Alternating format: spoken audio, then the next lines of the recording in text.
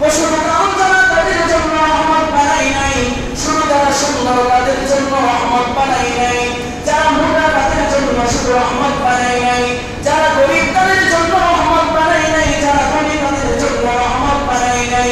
আমি আপনাকে পুরো বিশ্বের সকল জাতির জন্য, সকল ধর্মের জন্য, সকল মানুষের জন্য আমি আপনাকে রহমত বানিয়ে পাঠিয়েছি।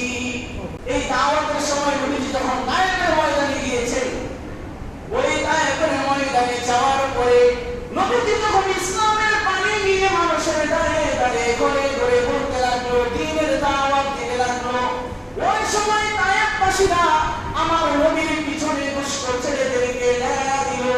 ওই ছেলেরা আমার নবীকে পাগল বলিয়া ইট পাটকেল নিক্ষেপ করতে লাগলো, ছোটো নিক্ষেপ করতে লাগলো।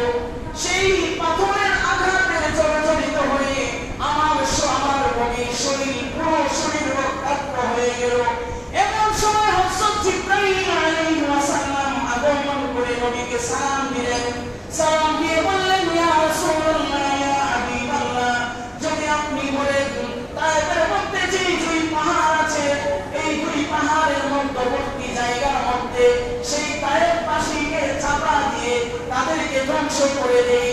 নবী করিম সাল্লাল্লাহু আলাইহি ওয়াসাল্লাম তখন বললেন, হে জিবরাইল, আল্লাহ রাব্বুল আলামিন আমাকে পৃথিবীতে রহমত স্বরূপ পাঠিয়েছেন। ওই সময় নবীজি তায়েফবাসীর জন্য বদদুয়া করেন নাই, অভিশাপ দেন নাই। ওই সময় আমার নবীজি তিনি বললেন, আল্লাহুম্মা বিল কওমি ফা ইন্নাহুম লা